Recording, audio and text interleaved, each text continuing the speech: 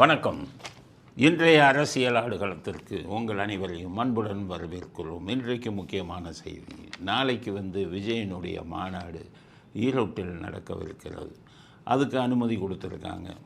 அனுமதி கொடுக்கும்போது ஹெச்ஆர்என்சியிலிருந்து எதிர்ப்பு தெரிவித்தாங்க. இது கோயிலுடைய நிலம், இதில் அவருக்கு அனுமதி கொடுக்கக்கூடாதுன்னு. அப்புறம் கடைசியாக ஹெச்ஆர்என்சியிலேருந்து ஒரு பேரம். ஹெச்ஆர்என்சி பேரம்னாலே என்னென்னா சேகர்பாபுவின் பேரம். ஒரு நாளைக்கு நடத்துகிறீங்க, கோயில் நடத்துல, அது 19 ஏக்கர், 50,000 ரூபா வாடகை கொடுக்கணும் அப்படின்னு கண்டிஷன் போட்டாங்க. அது வாடகை அவங்க கொடுத்துருவாங்க. ஏன்னா விக்கிரவாண்டியில் அவங்க நடத்தினதுக்கே அந்த நிலத்தின் உரிமையாளருக்கு பணம் கொடுத்துட்டு தான், வாடகை கொடுத்துட்டு தான் அவங்க நிலத்தையே மாநாடையே நடத்தினாங்க. அவங்க ஓசி கலாச்சாரம் எப்போதுமே கிடையாது. ஓசியில் பிரியாணி சாப்பிட்றது கிடையாது. அவங்க ஆட்கள் ஓசியில் போய்கிட்டு அவனை மிரட்டுறது கிடையாது. மாமூல் குழுன்னு சொல்லி மாதம் வந்துக்கிட்டு மிரட்டக்கூடிய ரவுடிகள் அந்த கட்சியில் இல்லை. அது எல்லாம் எந்த கட்சியில் இருக்காங்கன்னு உங்களுக்கே தெரியும். அதனால் இப்போ காவல்துறை இந்த கண்டிஷன் எல்லாம் திமுக கூட்டத்துக்கு தான் போடணும். அவங்க தான் வாடகை கொடுக்க மாட்டாங்க. 50,000 ரூபா வாடகை ஒரு நாளைக்கு கொடுக்கணும். நல்ல விஷயம். கோயில் நிலம், கோயிலுக்கு இது பண்ணுங்க. ஆனால் கோயில் நிலத்தை பூரா 50 ரூபா 100 ரூபான்னு வாடகை கொடுத்துக்கிட்டு இருக்காங்களே, அதில் கொஞ்சம் இதே மாதிரிக்கிட்டு மாதம் ஒரு 10,000 ரூபா வாடகை வாங்கி கோயில் நிலத்துக்கு சேர்க்குற மாதிரி இருந்தால் நல்லா இருக்குமே. அதில் ஓட்ட விடுறீங்களே. அதுக்கப்புறம் இன்னொரு கண்டிஷன் போடுறாங்க. மாநாடு முடிந்தவுடன் கோயில் நிலத்தை உரிமை கொண்டாட முடியாதான். எவனாச்சும் உரிமை கொண்டாடுவானா? இது என்ன கண்டிஷன்? ஒரு நாள் மாநாடு நடத்துகிறாங்க, அது எனக்கு சொந்தம்னு உரிமை கொண்டாட முடியாதான். உரிமை கொண்டாடுறதா? ஒவ்வொரு கோயில் சொத்தையும் 50 வருஷம் லீஸு 100 வருஷம் லீஸுன்னு விடுறது நீங்கள். சென்னையில் நான் ஏற்கனவே சொல்லியிருக்கேன், பச்சையப்பாஸ் கல்லூரிக்கு எதிர்க்க 1 ஏக்கர் நிலம் 100 கோடி ஏற்கனவே இருந்தவங்களை காலி பண்ணி வீடியோ போட்டாங்க. பாருங்கள், ஒரு ஏக்கர் கோயில் நிலத்தை கைப்பற்றி விட்டோம்னு. இந்த இடம் இன்னும் காலியாக இருக்குது. பேரம் நடந்துக்கிட்டு இருக்குது. யாருக்கு? பெரிய பண முதலைகளுக்கு. ஒரு 50 வருஷம் 50 வருஷம்னா இவ்வளவு, 99 வருஷம்னா இவ்வளவு. இவங்களுக்கு தனியாக கமிஷன். கோயில் நிலம் இல்லையா? 100 கோடி போகுதில்லை, 100 கோடி மதிப்பு இல்லை. மாதத்துக்கு ஒரு கோடியாச்சும் நீங்கள் வாடகை வைக்கலாம்ல அதுக்கு. மாதத்துக்கு இல்லை ஒரு 10 லட்சமாச்சும் வாடகை வைக்கலாம்ல. வைக்க மாட்டாங்க. அதெல்லாம் ஓசியில் விட்டுட்டு வாடகை எவ்வளோ போடுவாங்க தெரியுமா? மாதம் 1000 ரூபா ஒரு ஏக்கருக்கு, இல்லை 5000 ரூபா ஒரு ஏக்கருக்கு, 10,000 ரூபா. அவன் பெரிய காம்ப்ளெக்ஸ், மல்டிபிள் காம்ப்ளெக்ஸ் வாங்கி கட்டிடுவான். பெரிய கடைகள்லாம் வச்சுக்கிட்டு உங்களுக்கு ஷாப்பிங் மால் மாதிரி உருவாக்கிடுவாங்க. அவங்க மிகப்பெரிய கோடீஸ்வரம் தான் அதை எடுப்பாங்க. அப்போ அவங்க கைவிட்டு வாங்குறது கோயில் நிலத்தை தாரவாசத்து கொடுத்துக்கிட்டு இருக்காங்க இவங்க வாடகையை பற்றி பேசுகிறாங்க. 50,000 ரூபா வாடகை எல்லாருக்கும் வாங்குங்க. அவருங்க தான் கொடுத்துட்டாங்கல்ல. அதுக்கப்புறம் பொதுச்சொத்தை சேதப்படுத்தினால் உங்கள் மேலே நடவடிக்கை எடுப்பான். அவன் எங்கே பொதுச்சொத்தை சேதப்படுத்தினாங்க? இதுவரை ஒரு மாநாடு நடத்தியிருக்காங்க விக்கிரவாண்டியில். பொதுச்சொத்தை எதையுமே சேதப்படுத்தலை. உடஞ்சி போன சேருக்கு கூட பணம் கொடுத்துட்டாங்க அந்த இவங்களை வச்சவங்க. அவன் பிரியாணியை திருடலை, சட்டியை திருடலை, வாழைத்தோப்பை வாழை மரத்தை திருடலை, வாழைக்காயை திருடலை, உப்பை திருடலை, கரண்டியை திருடலை. திருடுனது பூரா யாருன்னு உங்களுக்கு தான் தெரியுமே, வீடியோ போட்டிருக்கோமே. அவங்களுக்கு சொல்கிறாங்க பொதுச்சொத்துக்கு சேதம் விளைவிக்கக்கூடாது. எம்ஜிஆர் ஆட்சியில் இருக்கும்போது எத்தனை பொதுச்சொத்துக்களுக்கு தீ வச்சு கொளுத்துனீங்க, எத்தனை பஸ்ஸுகளை அடிச்சிருக்கீங்க. அதுக்கப்புறம் இப்போ சமீபத்தில் இது வந்த ஒன்று தானே. ஸோ சாத்தான் வேதம் மோதுகிறது. திமுகவுக்கு தான் அந்த பொதுச்சொத்துக்களை சேதப்படுத்துவதில் மிகப்பெரிய அனுபவமாச்சு. அதனால் அதை நீங்கள் விஜய்க்கு சொல்லுவோன்னா, நாங்கள் ஒரு நடுநிலையாளர்கள். நாங்கள் பார்க்கும்போது பார்க்குறோம் அவங்க இது பண்ணுறாங்கன்னா, அவங்க சின்ன இளைஞர்கள் வந்தால் உதிப்பான், இது பண்ணுவான். அந்த சேட்டை இளைஞர்களுடைய சேட்டை இருக்கும், அவ்வளோதான். எதையும் திருட மாட்டான், யாரையும் போய் அடிக்க மாட்டான். இதுவரை நடந்த இதில் இந்த மாதிரி அசம்பாவிதங்கள் நடக்கவில்லை. பணத்தெல்லாம் கரெக்டாக கொடுத்துருவாங்க. அதனால் நீங்கள் போடுற கண்டிஷன் இது எல்லாத்தையும் ஏதோ அனுமதி கொடுத்தீங்க, அதுவே பெரிய விஷயம். அதனால் ஃபுல்லாக கேமரா வச்சிடணுன்ட்டு அங்கே செக்யூரிட்டி கேமரா வச்சிடும். நீங்கள் சொல்லலைனாலும் வச்சுருவாங்களே. அவங்களுக்கு கரூர் அனுபவத்தில் அப்போவே கேமராலாம் வச்சுட்டாங்க. அதனால் இதுலேயும் கேமரா ஃபுல்லாக இருக்கும். நீங்கள் பயப்பட வேண்டியதே இல்லை. அவர்கள் பாதுகாப்புக்காகவே அதை வைப்பாங்க. யார் யார் உள்ளே வர்றீங்க அப்படின்லாம் பாதுகாப்புக்கு. அதனால் இவ்வளோ கண்டிஷன் போட்டிருக்காங்க. நாளைக்கு மாநாடு ஆரம்பிக்க போகுது. ஸோ இந்த மாநாடு ஒழுங்காக நடக்கணும். ஏன்னா இப்போ பாண்டிச்சேரியில் நடந்ததில் 5000 பேர் தான் விட்டாங்க. இதெல்லாம் இல்லை, எத்தனை பேர்னாலும் வரலான்னு விட்டாச்சு. அதனால் லட்சக்கணக்கான பேர் காசு கொடுக்காம, பிரியாணி கொடுக்காம, 1000 ரூபா கொடுக்காம டாஸ்மாக் இது கொடுக்காம கூட்டிகிட்டு வருவாங்க. தானாக வந்துடும் இளைஞர்கள். அதனால் நீங்கள் ஒன்றும் அதை பற்றி கவலைப்பட போவதில்லை. அது மாநாடு இப்போவே சொல்லிடுறேன், டிசிப்ளினாக நடக்கும், நிறையா கூட்டமும் வரும். வாடகைக்கு வர கூட்டம் இல்லை, இதுவாக தானாக வரும் கூட்டம் நிச்சயம் வரும். அதனால் விஜய் மாநாடு வந்து நாளைக்கு நடைபெறப்போகுது. நாளைக்கு செய்திகளில் அந்த மாநாட்டை பற்றின விஷயங்களை சொல்லலாம். இப்போக்கு அனுமதி கொடுத்ததை பற்றி மட்டும்தான் இங்கே பேசுகிறோம். நாளைக்கு விரிவான முறையில் மாநாடை பற்றி பேசலாம் அப்படிங்கிறது முதல் கருத்து. அடுத்தது ஒரு பிரச்சனை பெருசாக பேசப்படுது. இந்த 100 நாள் திட்டம்னு கொண்டு வந்தாங்க, 100 நாள் வேலை திட்டம். அது மத்திய அரசாங்கமாக கொண்டு வந்தாங்க. அதுக்கு மகாத்மா காந்தி பேர் வச்சுருந்தாங்க. அதை வந்து இப்போ மாற்றிட்டாங்க, பிஜேபி அரசாங்கம் மாற்றிட்டு வேறு பேர் வச்சுருக்காங்க. அது இந்தி பேர் ஏதோ ஒன்று வச்சுருக்காங்க, மத்திய அரசாங்கத்தோட திட்டம். அப்போ காங்கிரஸ்காரங்க பூரா குதிக்கிறாங்க, எப்படிடா நீ வந்து மகாத்மா காந்தியை வந்து நீ எப்படிடா அவமதிச்ச? சிதம்பரம் ரொம்ப குதிக்கிறார், மகாத்மா காந்தி பேரை மாற்றுறீங்களே நீங்கள் எல்லாம், உங்களை என்ன பண்ணுறதுங்கிறாங்க அப்படிங்கிறாங்க. சரி, மகாத்மா காந்தி பேரை வந்து மாற்றினாங்க அப்படின்னா சரி, நீங்கள்லாம் கண்டனம் தெரிவிக்கிறீங்க. காங்கிரஸ் மகாத்மா காந்தியை பற்றி பேசுகிறதுக்கு உங்களுக்கு தகுதி இருக்கா? காங்கிரஸுக்கு சொல்கிறேன், கதை சொல்கிறேன் கேளுங்க. மகாத்மா காந்தியை பற்றி கருணாநிதி புஸ்தகம் எழுதினார். மிக மிக கேவலமாக அவர் விமர்சித்து புஸ்தகம் எழுதினார். அப்போ காங்கிரஸ்காரங்க பூரா கருணாநிதி அவர்களை அடித்து அப்படியே அவர் இறந்து போயிட்டாருன்னு நினச்சாங்க. பாண்டிச்சேரியில் போய் ரோட்டில் போட்டு போயிட்டாங்க. அப்படியே நினைவில்லாமல் இருந்தார் கருணாநிதி. ஏன்? காந்திஜியை மிக மோசமாக விமர்சித்தார். அப்படிப்பட்ட திமுகவுடன் வந்து கூட்டணி வச்சுக்கிட்டு நீங்கள் மகாத்மா காந்தியை பற்றி பேசுகிறதுக்கு உங்களுக்கு அது அடிப்படை தகுதி இருக்கா? காங்கிரஸ் உங்களை தான் கேட்குறேன், அடிப்படை தகுதி இருக்கா? அதுக்கு அடுத்தது விஷயம், இன்னொரு விஷயம் முக்கியமானது, ஈவேரா கருணாநிதியை அவ்வளவு விமர்சித்தார். இவர்கள் பிராமணர்களின் பிரதிநிதி அப்படிங்கிற மாதிரி பிராமணர்களுக்கு ஆதரவாக இருக்கிறாருன்னெல்லாம் பேசினார் ஈவேரா. ஆனால் அந்த ஈவேராவை குருவாக ஏற்றுக்கொள்ளக்கூடிய கூட்டத்திட்ட போய் காங்கிரஸை போய் கூட்டணி வச்சுக்கிட்டு மகாத்மா காந்தியை நீங்கள் தான் அவமதிச்சிங்க ரொம்ப அதிகமாக. இப்போ மகாத்மா காந்தி சிலை எங்கள் மெரினா பீச்சில் இருக்குது, எல்லாருக்கும் தெரியும், பல ஆண்டுகளாக இருக்குது. அதை வச்சதே கருணாநிதி அவர்கள் தான். இப்போ இவங்க ஆட்சியில் என்ன பண்ணாங்க, மெட்ரோ கொண்டு வரோம்னு சொல்லி சிலையை தூக்கிட்டாங்க. ஏன்னா லட்சக்கணக்கான பேர் வருவாங்க இதில் பீச்சில். நான் மெட்ரோ கொண்டு வரேன்னு கொண்டு போய் மியூசியத்தில் வச்சுட்டாங்க. உங்களுக்கு உண்மையிலேயே மகாத்மா காந்தி மேலே வந்து அக்கறை இருந்தால் திமுகவுக்கு நீங்கள் என்ன பண்ணியிருக்கணும், அங்கே போய் தூக்கி வைக்காமல் அதை வச்சுக்கிட்டு அதுக்கேற்றபடி அரேஞ்ச்மெண்ட் பண்ணியிருக்கணும். இப்போ எம்ஜிஆருக்கு என்ன பண்ணாங்கன்னா, சென்னையில் அண்ணா நகரில் அண்ணா ஆர்ட்ஸ்னு ஒன்று இருந்தது, அதை எம்ஜிஆர் திறந்து வச்சார். அப்போ அதிமுககாரங்க என்ன பண்ணாங்க, அங்கே பாலம் வந்தது, அதை தூக்க வேண்டிய நிலைமை வந்தது. அதிமுககாரங்கன்னு அது எம்ஜிஆர் திறந்து வைத்த பாலம், அதனால் இன்னொரு அதிக பணம் செலவானாலும் பரவாயில்ல, அந்த ஆர்ட்ஸ் வளைவை வந்து தூக்காமல் பாலத்தை கட்டுங்கள்னாங்க. சில கோடிகளை செலவு பண்ணி அந்த பாலத்தை அந்த இது ஆர்ட்ஸை வளைவு அண்ணா நகர் வளைவமாக அப்படியே காப்பாற்றினாங்க. அப்போ அவங்களுக்கு எம்ஜிஆர் மேலே அவ்வளோ அக்கறை. உங்களுக்கு அவருக்கு அக்கறை இருந்திருந்தால் அங்கே பீச்சில் வந்து நீங்கள் வந்து ஒரு இதை தூக்கியிருக்கலாமா, மகாத்மா காந்தி இதை மாற்று வழி ஏதாச்சும் பண்ணி இந்த சிலையை காப்பாற்றிருக்கலாமே. சரி, சிலையை தூக்குனாலும் முக்கியமான இடத்துல வச்சுருக்கலாமே. மியூசியத்தில் போய் வைக்கிறீங்களே, அங்கே ஒரு நாளைக்கு 10 பேர் கூட வர மாட்டாங்களே. ஆமாம், கவர்னர் சொன்னார், திமுக வந்து காந்தி எப்படி அவமானப்படுத்துகிறீங்களான்னு. என்னன்னு கேட்டால் 2 விஷயத்த சொன்னார், இந்த சில விஷயத்தையும் சொன்னார். மகாத்மா காந்திக்கு பிறந்த நாள் மியூசியத்தில் ஒரு ஓரத்தில் கொண்டாடினாங்க அவங்க. காந்தியை போய் சொன்னார், காந்தி மண்டபம்னு ஒன்று கட்டியிருக்கீங்களே சென்னையில், அவர் பிறந்த நாளை காந்தி மண்டபத்தில் கொண்டாட வேண்டியதானே, ஏன் போய் மியூசியத்துக்கு பக்கத்தில் ஒரு சின்ன இடத்துல கொண்டாடுறீங்க? மகாத்மா காந்தியை இப்படி அவமதித்திருக்கிறீர்களேன்னு குரல் கொடுத்தாரு கவர்னர். அப்படி மகாத்மா காந்தியை அவமதித்தவர்களுக்கு அவர்களுடன் கூட்டணி வைக்கிறது காங்கிரஸ். அப்போ நீங்கள் பேசலாமா? நீங்கள் மகாத்மா காந்தியை பற்றி பேசலாமா? உங்களுக்கு தகுதி இருக்கா? ஆக எந்த கருணாநிதி அவரை வந்து வசைபாடினாரோ அவரோடையே போயிட்டு 20 சீட்டு 25 சீட்டு அப்படின்னு வாங்கிட்டு கூட்டணி சேர்றாருங்க காங்கிரஸ் ஆளுங்க. உங்கள்கிட்ட போய் நீங்கள் நமக்கான இவரை பற்றி மகாத்மா காந்தி பேசுகிறதுக்கு உங்களுக்கு அடிப்படை தகுதி இருக்கா? அதுதான்.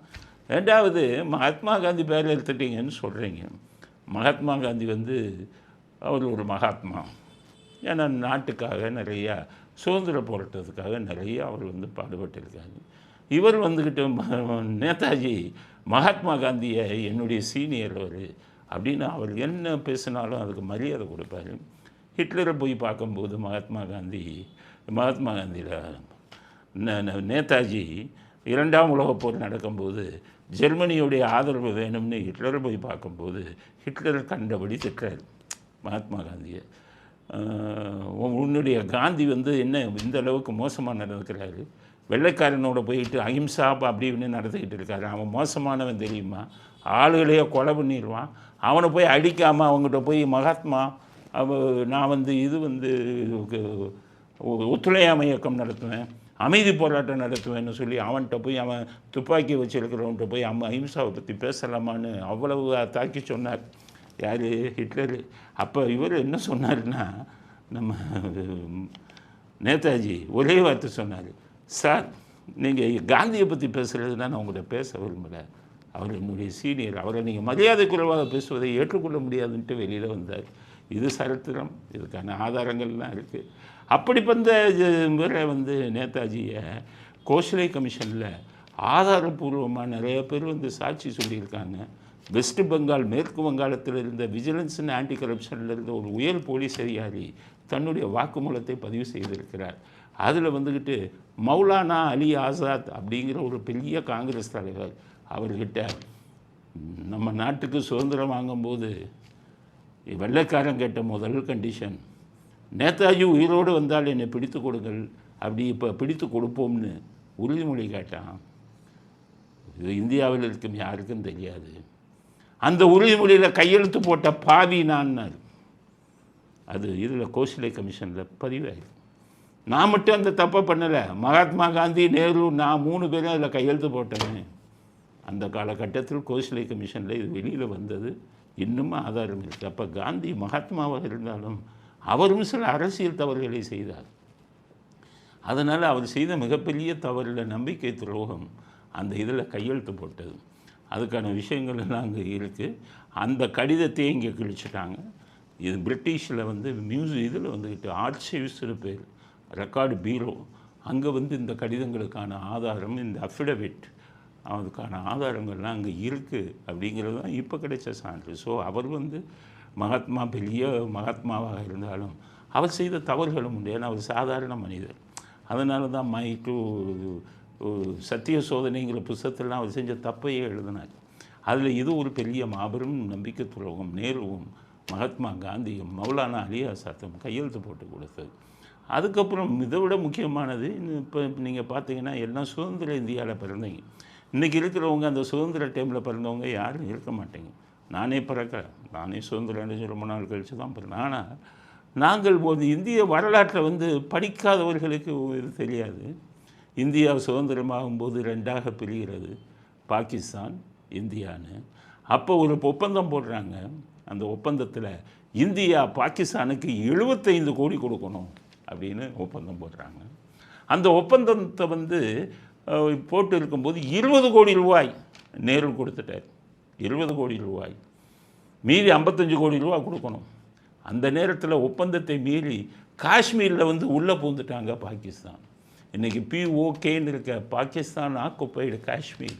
அன்னைக்கு தான் பாகிஸ்தான் சுதந்திரம் அடைஞ்ச உடனே ஒப்பந்தத்தை மீறி உள்ளே இதை போய் பிடிச்சிட்டாங்க. அப்போ நேரு என்ன சொன்னார், ஒப்பந்தத்தை மீறி எங்கள் காஷ்மீருக்குள்ளே பாகிஸ்தான் கைப்பற்றிட்டீங்க, அதனால் உங்களுக்கு கொடுக்க வேண்டிய மீதி 55 கோடியை கொடுக்க முடியாது அப்படின்னு நிறுத்தினார். அப்போ காந்தி என்ன பண்ணார், உண்ணாவிரதம் இருந்தார் நேருவுக்கு எதிராக. என்னென்னா அவனுக்கு கொடுக்க வேண்டிய 55 கோடியை கொடுன்னார். இந்தியாவே கொதிச்சு எழுந்தது. மகாத்மா காந்தி என்ன இப்படி பண்ணுறாரு, பாகிஸ்தானை ஆக்கிரமிச்சிட்டானே அவன், அப்போ இந்த 55 கோடியை கொடுக்காமல் இருந்தால் தானே பாகிஸ்தான் அங்கேருந்து வெளியில் போவான், காஷ்மீர் முழுவதும் நமக்கு வரும் அப்படிங்கிறதுல இந்தியா முழுவதும் கொதித்து எழுந்தது. ஆனால் ரொம்ப பேர் மகாத்மா காந்தி சாவும் வரை உண்ணாவிரதம் இருப்பேன்னு உண்ணாவிரதம் இருந்தார். நேரு வேறு வழி இல்லை, நேருவுக்கு அது பிடிக்கவே இல்லை. வேறு வழி இல்லாமல் காந்திக்கு மரியாதை கொடுக்கணுமேங்கிற ஒரு நிர்பந்தத்தில் அந்த 55 கோடியை கொடுத்தார். இன்று வரை பாகிஸ்தான் வசம்தான் அந்த காஷ்மீரின் ஒரு பகுதி இருக்கிறது. அது அப்படி இருக்கிறதுனா அதுக்கு அவங்க தலைவர்கள் செய்த தவறு. மகாத்மா நல்லவர் தான், நாட்டு சுதந்திரத்துக்காக பாடுபட்டவர் தான். ஆனால் அவர் செய்த தவறுகளையும் பேசணும்ல. இது அதனால் பிஜேபி அந்த பேரை எடுத்தது நமக்கு உடன்பாடு இல்லை. வச்ச பேரை எடுக்கக்கூடாது. அவரும் மிகப்பெரிய தியாகத்தை பண்ணவர் தான். அங்கேருந்து வக்கீல் வேலையெல்லாம் விட்டுட்டு, கோட்டு போட்டதெல்லாம் விட்டுட்டு ஆப்பிரிக்காவிலேருந்து இந்தியாவுக்கு வந்தார் சுதந்திரத்துக்காக. அவருடைய கான்ட்ரிபியூஷனை மறக்கக்கூடாது. பேர் எடுத்ததில் உடன்பாடு இல்லை. ஆனால் அதற்காக மகாத்மா காந்தி முற்றிலும் மிகப்பெரிய தூய்மையானவர், அவர் தவறை செய்யவில்லை என்ற வாதத்தை சரித்திரத்தை படித்தவர்கள் ஏற்றுக்கொள்ள முடியாது அப்படிங்கிறத இந்த மகாத்மா காந்தி பேரை மாற்றினதில் நம்ம கருத்தாக. அதாவது காங்கிரஸ்காரன் நீ என்றைக்கு திமுகவோட போய் கூட்டணி சேர்ந்தையோ முடிஞ்சு போச்சு. மகாத்மா காந்தி இது பேசாத, மகாத்மா காந்தியை பற்றி அவர்கள் பேசாததா? அதை பற்றி பேசாதீங்க, உங்களுக்கு அந்த தகுதி இல்லை அப்படிங்கிறது நம்முடைய அடுத்த கட்ட கருத்து. அடுத்தது பார்த்திங்கன்னா ஒரு கேலிக்குரிய ஒரு விஷயம். திமுகவில் தமிழச்சி தங்கப்பாண்டியன்னு ஒரு எம்பி இருக்காங்க. அவங்கள தனிப்பட்ட முறையில் எனக்கு மரியாதை உண்டு. ஏன்னா நல்ல எழுத்தாளர். அவருடைய கணவர் வந்து காவல்துறையில் இருந்தார், ஐபிஎஸ் அதிகாரியாக. நல்ல மனிதர், எனக்கு நல்லா அவரை தெரியும். அவர் மேலேயும் மரியாதை உண்டு. ஏன்னா நல்ல நேர்மையானவர் அவர். ஆனால் ஒரே ஒரு விஷயம், திமுகவுக்கு ஆதரவாக இருந்தார், அவ்வளோதான். காவல்துறையில் இருந்தார். அதனால் அவர்கள் மீது தனிப்பட்ட முறையில் எனக்கு நல்ல எண்ணம் உண்டு. ஆனால் ஒரு இருக்கும் இடம் திமுகவில் அங்கே இருந்தாலே பிரச்சனை வரும். அவருக்கு சமீபத்தில் கருணாநிதி அவர்களுக்கு இது கொடுக்கணும், பாரத் ரத்னா அப்படின்னு பேசினார் இதில் பார்லிமெண்ட்டில். அதை கூட நான் வந்து விமர்சித்து பேசினேன். உடனே அங்கேருந்து ஃபோன் வந்துருச்சு காவல்துறை அதிகாரத்தில். என்ன சார் அவருக்கு இப்படி சொல்கிறீங்க? என்ன இப்படி சொல்கிறீங்க? ஏங்க அவருக்கு வந்து இப்போ பாரத ரத்னா கொடுக்குறது தப்புன்னு பேசுகிறதுல என்னங்க இது இருக்குது? நேதாஜிக்கே கொடுக்கல, வாவு சிதம்பரனார் பிள்ளைக்கு, சிதம்பரம் பிள்ளைக்கோ கொடுக்கலன்னு நான் சொல்கிறதில்ல என்ன தப்பு இருக்குது? மிகப்பெரிய தியாகிகள்ல என்னுடைய கருத்தை சொன்னேன்ல. அது எதுக்கு சார் அவரை தாக்குதுன்னா? மீடியானா என்ன? நினைத்ததை எழுதுவோன் மீடியா, மனசாட்சிப்படி எழுதுவோன் மீடியா, காசு வாங்காமல் எழுதுவோன் மீடியா, ஆள் பார்க்காமல் எழுதுவோன் மீடியா, எந்த தவறு நடந்தாலும் குற்றம் குற்றமே அப்படின்னு சொல்லக்கூடிய ஒரு நக்கீர குணம் கொண்டவன் தான் மீடியா. அப்படிப்பட்ட அந்த மீடியாவை நீங்கள் கட்டுப்படுத்தாதீங்க அப்படிங்கிறது சொன்னேன். அப்புறம் தான் அவங்ககிட்டே சொன்னேன், சார் எதுக்கு சார் பாரத ரத்னா கேட்குறாங்க? இவங்களுக்கு பாரத்னாலே பிடிக்காத. பாரத்னா இந்தி வார்த்தை சார். நீங்கள் வந்து தமிழ் ரத்னானுக்கு நீங்கள் ஒரு தனி இதை உருவாக்கி நீங்கள் வச்சுக்கோங்க. பாரத்துங்கிறது தான் இந்தியாவை குறிக்குதே. இந்தியானாலே உங்களுக்கு பிடிக்காது. இப்போ பாருங்கள், நவோதயா பள்ளிகள்லாம் ஏன் வைக்க மாட்டேங்கிறாங்க? இந்தி வந்துடும். அப்போ கிட்டத்தட்ட 31 பள்ளிகள் வந்ததுன்னா எத்தனை பேர் படிப்பாங்க ஆங்கில நல்ல சிபிஎஸ்சி சிலபஸில்? அதை ஏன் கெடுக்கிறாங்க? இந்தியா தேசத்தினாலே இப்போ தேசிய கல்விக் கொள்கை வேணாங்கிறாங்க. ஏன்னா அது தேசியங்கிற வார்த்தை வருது. அப்புறம் பாரத் ரத்னா மட்டும் வேணும்னா என்ன அர்த்தம்? நீங்கள் தனியாக தமிழ் ரத்னான்னு வச்சுக்கோங்கன்னு அந்த அதிகாரிட்டே சொன்னேன். சார் இதை பேசிடாதீங்க சார்னாரு.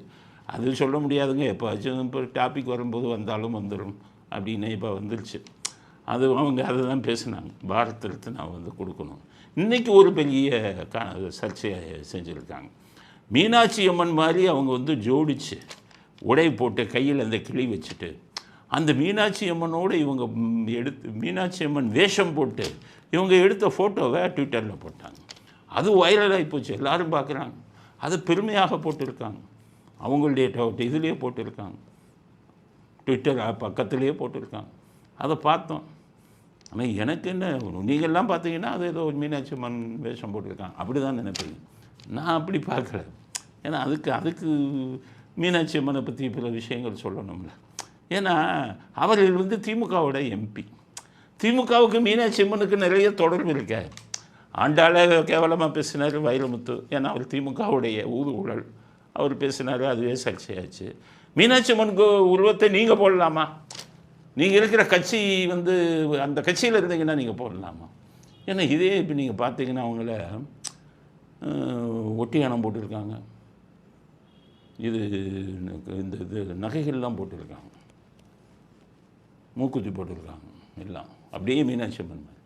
இதே அண்ணாதுரை 60களில் மீனாட்சி மதுரைக்கு போய் மீனாட்சி என்ற பெண்ணுக்கு மூக்குத்தி எதற்கு, ஒட்டியானம் எதற்குன்னு கேள்வி கேட்டவராச்ச உங்கள் அண்ணாதுரை. அந்த அண்ணாதுரையின் வழி வந்தவங்க தானே நீங்கள். சாமியை இல்லைன்னு சொன்ன ஒரு வர்க்கத்தில் வந்தவங்க தானே நீங்கள். சாமியை செருப்பால் அடித்தவர்கள் தானே நீங்கள். ராமரையும் சீதையையும் நிர்வாணமாக படம் போட்டு ஈவேரா வந்து ஊர்வலம் வந்தவராச்சே. அப்படிப்பட்ட நீங்கள் எந்த மீனாட்சி அம்மனை உங்கள் அண்ணாதுரை அவமதித்தாரோ, பசும்பொன் முத்துராமலிங்கத்தவர் அடி கொடுத்தார்.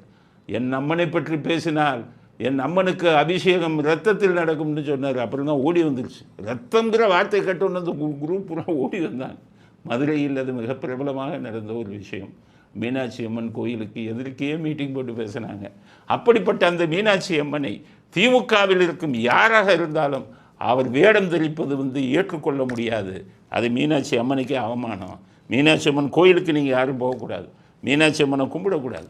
மீனாட்சி அம்மன் வேடம் தெரிப்பது அதை விட மோசமான விஷயம்.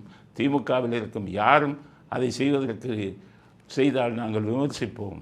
ஏன்னா மீனாட்சி அம்மனை பற்றியும் பேசுனீங்க, ஆண்டாளை பற்றியும் இதாக பேசுனீங்க. அதனால் நாங்கள் ஒன்றும் உங்களுடைய மீனாட்சி அம்மன் வேடத்தை ரசிக்கவில்லை. இந்த தமிழ்நாட்டுக்கு அதனுடைய இது தெரியணும் அப்படிங்கிறதுக்காகத்தான் மீனாட்சி அம்மன் கதையையும் உங்கள் அண்ணாதுரை கதையையும் இங்கு வந்து நான் குறிப்பிட விரும்பினேன். அதனால தான் இந்த கருத்தை பதிவு செய்கிறோம். அடுத்தது ஸ்டாலின் ஒன்று பேசிட்டார். அவர் திமுக தலைவருங்கிற முறையில் பேசணும். ஆனால் அந்த பேச்செல்லாம் பொருத்தமாக இருக்கணும். அதில் தப்பு இருந்தால் நம்ம சுட்டி காட்டுவோம். உங்களை தாக்க வேண்டும்ங்கிறதெல்லாம் எங்களுக்கு இல்லை. ஆனால் நீங்கள் சொல்லும் கருத்துக்கு மாற்று கருத்தாக சொல்லணும். என்ன சொல்கிறாரு, போய் ஒவ்வொருத்தர் காலில் விழுகும் உங்களுக்கு அதிமுக என்ற பெயர் எதற்குங்கிறார் எடப்பாடியை பார்த்து. எடப்பாடிக்கு இது பண்ணி நம்ம பதில் சொல்லித்தான் ஆகணும். எடப்பாடி நமக்கு எதிரியாக இருப்பார். அவருக்கும் நம்மன்னா அவருக்கு பிடிக்காது, எடப்பாடிக்கு பிடிக்காது. மற்றவர்களுக்கெல்லாம் எல்லாம் அப்படியே வக்கீலுக்கு வந்து க்யூவில் நிற்பாங்க. ஆனால் நம்ம வந்தோம்னா வலிக்க கூட விட மாட்டார், மகிழ்ச்சி அடைவார். இவன் எம்ஜிஆர் ஆள் போகட்டும் ஜெயிலுக்கு அப்படின்னு நினைப்பார். அதனால் அவர் இன்றைக்கி நாங்கள் உண்மையிலே சப்போர்ட் பண்ணக்கூடாது. ஆனால் நாங்கள் அவரை சப்போர்ட் பண்ணலை, எம்ஜிஆரை சப்போர்ட் பண்ணுறோம். அதிமுக என்ற பெயர் எதற்குன்னு கேட்டார்ல ஸ்டாலின். காலில் விழும் உங்களுக்கு அதிமுக என்ற பெயர் எதற்கு? இதை நான் கேட்கவில்லை, தமிழ்நாடு மக்கள் கேட்கிறார்கள்னு அடுத்து சொல்லிட்டார். ஆக எம்ஜிஆர் மேலே பழி. அதிமுக என்ற பெயர் எதற்குன்னா அதிமுகவை உருவாக்கியவரே அவர் தானே. அதனால் எம்ஜிஆர் தானே. அதனால் ஸ்டாலினுக்கு நாங்கள் என்ன சொல்கிறோம்னா, அதிமுகவை உருவாக்கியவர் எம்ஜிஆர் உயிரோடு இருந்தவரை யார் காலிலும் விழுகவில்லை. அதனால் யாரையும் எதிரியாக பார்த்ததும் இல்லை. மத்திய அரசாங்கத்தையும் பிரதம மந்திரிகளையும் மதித்தார், காலில் விழுகலை. அவர்களுக்கு ஆதரவாக இருந்தார். ஏன்? தமிழ்நாட்டுக்கு நிதி நிலைமை மோசமாக இருக்கிறது. கருணாநிதி 71லேருந்து 76 வரை கடனை வச்சுட்டு போயிட்டார். அப்போ மத்திய அரசாங்கத்தை பகைத்து கொள்ள முடியாது, அதிக நிதி நமக்கு கிடைக்காது, மக்கள் கஷ்டப்படுவாங்கங்கிற ஒரே காரணத்துக்காகத்தான் அன்று மொரார்ஜி தேசாய், சரண் சிங் வந்த அத்தனை பிரதமர்கள்ட்டையும் நல்லுறவோடு இருந்தார் ஒழிய அப்போ அவர் காலில் விழுந்ததே இல்லை. இதுதான் அதிமுக வரலாறு. அதுக்கப்புறம் வந்து ஜெயலலிதா பார்த்து என்ன பண்ணாங்க, மத்திய அரசாங்கத்தை மிரட்டினாங்க, காலிலேயே விழுந்தாங்க. மோடி ஆர் லேடின்னு கேள்வி கேட்டாங்க. அன்னைக்கு மோடியவே பார்த்து நாடே பயந்தது. 2014 மோடியா லேடியான்னு தனியாக நின்று 37 சீட்டு 39 எம்பியில் ஜெயித்தாங்க. ஆக அவங்களும் காலில் விழுகிறாங்க. இப்போ எடப்பாடி வந்து காலில் விழுகிறாருன்னு சொல்கிறார். எடப்பாடி வந்து காலில் அங்கே பிஜேபியோட கூட்டணி வைக்கிறார், அவ்வளோதான். பிஜேபியோட கூட்டணி வந்தால் எடப்பாடி காலில் விழுந்துட்டாருன்னு அர்த்தமா? அப்படி பார்த்தா நீங்கள் காங்கிரஸோட கூட்டணி வச்சுருக்கீங்களே, நீங்கள் ராகுல் காந்தி காலில் விழுந்தீங்கன்னு சொல்ல முடியுமா? இல்லை உங்கள் சோனியா காந்தி காலில் விழுந்தீங்கன்னு உங்களும் சொல்ல முடியுமா? அதனால் எப்படின்னு கேட்டிங்கன்னா, காலில் விழுகிறது வந்து கூட்டணி வச்சா காலில் விழுகுதுன்னு சொல்ல முடியாது. அப்படியே அவர் காலில் விழுந்தார் அப்படின்னு நீங்கள் சொன்னதை ஏற்றுக்கொண்டால் நீங்கள் எல்லாம் காலில் விழுகலையா? G2 ரைடு வரும்போது டெல்லி ஏர்போர்ட்டில் நீங்கள் போய் டெல்லி நிர்மலா சீதாராமனை பார்த்தீங்களே, அதுக்கு பேர் என்ன? அவங்ககிட்ட கெஞ்சி கேட்டிங்களே ரைடை நிறுத்துங்க, எங்கள் கம்பெனி குடும்ப கம்பெனின்னு சொன்னீங்களா இல்லையா? இப்போ KN மேலே 1020 கோடின்னு ஒன்று KN பையன் போய் நிர்மலா சீதாராமனை பார்த்து பேசினார். அது என்ன? அது காலில் விழுந்த கதை இல்லையா? துரைமுருகன் மேலே ரைடு வந்தோடனே ரகசியமாக துரைமுருகன் அங்கே போய் பேசிட்டு வந்தார் டெல்லியில், அதுக்கு பேர் என்ன? அது காலில் விழுந்த கதை இல்லையா? என்ன லிஸ்ட்டு கொடுக்கவா? உங்கள் கட்சியை சேர்ந்தவர்கள் யார் யார் டெல்லியில் போய் யார் யார் காலில் விழுந்தாங்கன்னு. அதனால் அதிமுக வந்து காலில் விழுந்தாங்கன்னு சொல்வதை ஏற்றுக்கொள்ள முடியாது. காலில் அதிகம் விழுந்தவர்கள் நீங்கள் தான். அந்த கதை பூரா எனக்கு தெரியும். ஒரு டேட்டோடு நான் சொல்லவும் முடியும். அதனால் இதுதான் அதிமுக இருந்து பதில் சொல்ல மாட்டாங்க, பதில் சொல்ல தெரியாது. எடப்பாடியாருக்கு இதுக்கெல்லாம் பதில் சொல்ல தெரியாது. ஆனால் அந்த கட்சியின் மேல் வைத்திருக்கும் ஒரு அபிமானத்துக்காக, அந்த கட்சியின் தலைவர்கள் மீது வைத்திருக்கும் அபிமானத்துக்காக இந்த கருத்தை ஸ்டாலின் அவர்களுக்கு பதில் கருத்தாக கூற விரும்புகிறோம். அடுத்தது திமுகவின் நிலைமை மிகவும் மோசமாகிவிட்டது. 1 கோடி வாக்கு போச்சு. 1 கோடியில் ஒரு 50%, 50 லட்சம் இதுவரை கள்ள ஓட்டு போட்டாங்க. குறைந்தது 50 எல்லாம் போச்சு. பயம் வந்துருச்சு. சிறுபான்மையினர் வேறு வழி இல்லாமல் போட்டுக்கிட்டு இருந்தாங்க. அதுக்கும் ஆள் வந்தாச்சு. அதனால தான் சிறுபான்மையில் இந்த டாபிக் அப்புறம் பேசுவோம். இந்த சிறுபான்மையினருக்கு இப்போ திருப்பரங்குன்றம் பிரச்சனையாச்சு. உங்கள் எல்லாருக்கும் தெரியும் எவ்வளோ பெரிய பிரச்சனையாச்சு. இது ஏன் திமுக இந்த அளவுக்கு இது பண்ணுறாங்கன்னு பல பேரும் கேட்குறாங்க. ஏன்ப்பா இந்துக்குள் ஓட்டு விழுகாத, முருகனை கும்பிட்றவங்க போட மாட்டாங்கலாம் சொன்னாங்க. அப்படி இருந்து ஏன்ப்பா அவங்க இந்த அளவுக்கு கொண்டு போகிறாங்கன்னா பயம். சிறுபான்மையினர் ஓட்டுக்கள் 12% மேலே இவங்களுக்கு விஜய்க்கு போயிருக்குன்னு சொல்லி ரிப்போர்ட் போயிடுச்சு அவருக்கு. அதனால் கிறிஸ்தவர்கள் ஓட்டு தலைகீழன்னாலும் போட மாட்டாங்க. இஸ்லாமியரில் ஒரு பகுதி ஓட்டாச்சுமா, இஸ்லாமியரிடம் பாதிக்கு மேலே விஜய்க்கு போட்டுருவான். இதெல்லாம் எப்படியாச்சும் காப்பாற்றணும் அப்படிங்கிறதுனால தான் விஜய் என்ன பண்ணிட்டு ஸ்டாலின் இந்த திருப்பரங்குன்றம் இதில் தீபத்துக்கு நம்ம சப்போர்ட்டே பண்ணக்கூடாது, எதிர்ப்பாக செஞ்சால் அந்த இஸ்லாமியர்கள் ஓட்டு நமக்கு உள்ளன்னு அவர்கள் பாட்டுக்கு இருந்தாங்க. அவங்கள போய் தூண்டி அங்கே தீபம் ஏற்றக்கூடாதுன்னு அழிக்க விடு, வக்ஃபோடுக்காரவங்கள கூப்பிட்டு அழிக்க விடுன்னு சொன்னாங்க. ஏன்னு கேட்டீங்கன்னா அந்த வாக்கு வங்கி, அதுக்கு தான் சொன்னாங்க.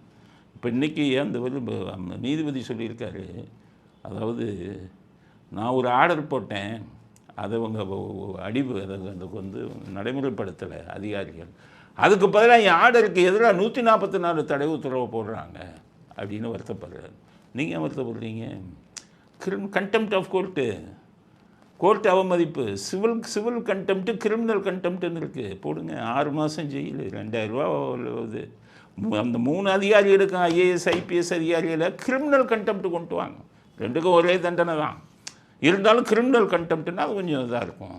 போட்டு 6 மாதம் ஜெயிலுக்கு அனுப்புங்க. அப்புறம் இவர் ரொம்ப வருத்தப்பட்டிருக்கார். யார்? நம்ம நீதியரசர் சுவாமிநாதன். பாருங்கள், அந்த வக்கீல் நான் தேர்தலில் நிற்க போகிறேன்னு சொல்லி கொச்சைப்படுத்தி பேசுகிறேன். ஏன் பேசுகிறீங்க? அந்த வக்கீல் இருக்குல்ல, வக்கீல் மேலேயும் கண்டெம்ட் ஆஃப் கொண்டு வாங்க.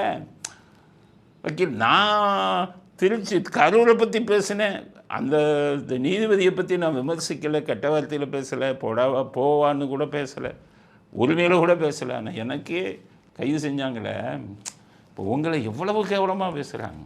சரி, இவங்க பேசுகிறாங்க, ஒரு வழக்கறிஞர் பேசுகிறாரு, எப்படி இவர் போய் எலெக்ஷனில் நிற்க போகிறாரு, வழக்கறிஞர் மேலே கிரிமினல் கண்டெம்ட் கொண்டு வாங்க. அட்வொகேட்டு ஜெனரலுக்கு இதை கொடுத்து, அட்வொகேட்டு ஜெனரலுக்கு நோட்டீஸை கொடுத்து போட்டு கொண்டு வாங்க. இந்தியன் பார் கவுன்சிலுக்கு அந்த அட்வொகேட்டு மேலே கம்ப்ளைண்ட் எழுதுங்க, இவர் மேலே நடவடிக்கை எடுக்குதுன்னு சொல்லி அவருக்கு கொடுத்த வழக்கறிஞர் என்ற அங்கீகாரத்தை ரத்து செய்ய சொல்லுங்கள். இவ்வளவு அதிகாரமும் உங்களுக்கு இருக்குல்ல, அப்படியானு யோசிக்கிறீங்கள், அதை பற்றி பேசுகிறீங்க. அதனால் ரொம்ப இது ரொம்ப இதாக எடுங்க. நீதித்துறை, ஒட்டுமொத்த நீதித்துறை திமுகவுக்கு எதிராகிடுச்சு. இனி உச்சநீதிமன்றத்தில் ஒரு ஆர்டர் வாங்க முடியாது. இந்தியாவில் எங்கே வேணாலும் போங்க, ஆர்டரும் கிடையாது, ஒன்றும் கிடையாது. என்ன எங்களையே இது பண்ணுறியா? ஆமாம், வரும்ல. என்ன எங்களையே ஆழம் பார்க்குறியா அப்படின்னு கேட்பாங்கல்ல. எங்களையே பதவி நீக்கம் கொண்டு வரையா? நாளைக்கு எங்களுக்கும் இப்படி தானே, நாங்கள் உங்களுக்கு எதிராக தீர்ப்பு கொடுத்தா எனக்கும் பதவி நீக்கம் கொண்டு வருவீங்கன்னு இது பண்ணிட்டாங்க. அதனால் நீங்கள் தைரியமாக செய்யுங்க. கண்டெம்ட், கிரிமினல் கண்டெம்ட் கொண்டு வாங்க. கொண்டு 6 மாதம் உள்ளது இல்லைங்க, அதிகாரம் உங்கள் கையில் இருக்கிறது. இவங்க அதை செய்யலை அப்படின்னா, போட்ட ஆர்டரை இவங்க இது பண்ணலைன்னா நீங்கள் கண்டெம்ட் கொண்டாந்து 6 மாதம் ஜெயிலு கொடுங்க. அதுக்கப்புறம் உங்கள் சுப்ரீம் கோர்ட்டுக்கு போகணும். சுப்ரீம் கோர்ட்டுக்கு போனாங்கன்னா அங்கே இவர் இதில் தலையிட விரும்பவில்லைன்னு சொல்லுவாங்க. 6 மாதம் போட்டு ஜெயிலுக்கு.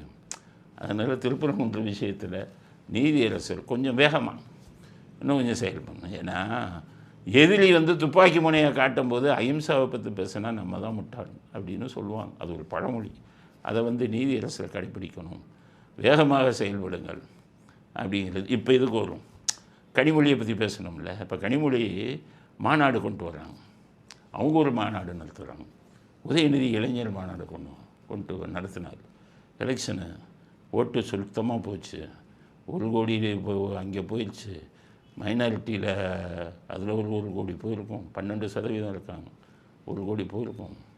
அதனால் என்னடா பண்ணுறதுங்கும்போது இவங்க ஒரு மாநாடு, மகளிர் மாநாடு, அதுக்கு தலைப்பு வைக்காமல் வச்சுருந்தா பரவாயில்ல. வெல்லும் தமிழ் பெண்கள், ஜெயிக்க போகும் தமிழ் பெண்கள்னு வைக்கிறாங்க. வெல்லும் தமிழ் பெண்கள், கோயம்புத்தூர், பல்லடம், இவங்க தான் தலைமை தாங்கிறாங்க. நான் நடத்துகிறேன்னு ஸ்டாலின்ட்ட அனுமதி கேட்டாங்க. நான் என்ன சொல்கிறேன், நடத்துங்க. ஆனால் நீங்கள் தமிழ் பெண்களை பற்றி பேசலாமா? தமிழ் பெண்களை பற்றி என்ன சொன்னீங்க எதிர்க்கட்சியாக இருக்கும்போது? பல தமிழ் பெண்கள் விதவையாகி கொண்டிருக்கிறார்கள் இந்த டாஸ்மாக்கினால். அவர்களை காப்பாற்றணும்னா டாஸ்மாக்கை ஒழிக்கணும் நீங்களே. அப்போ நீங்கள் வந்து இந்த 5 வருஷத்தில் எத்தனை தமிழ் பெண்கள் விதவையாக இருக்காங்க?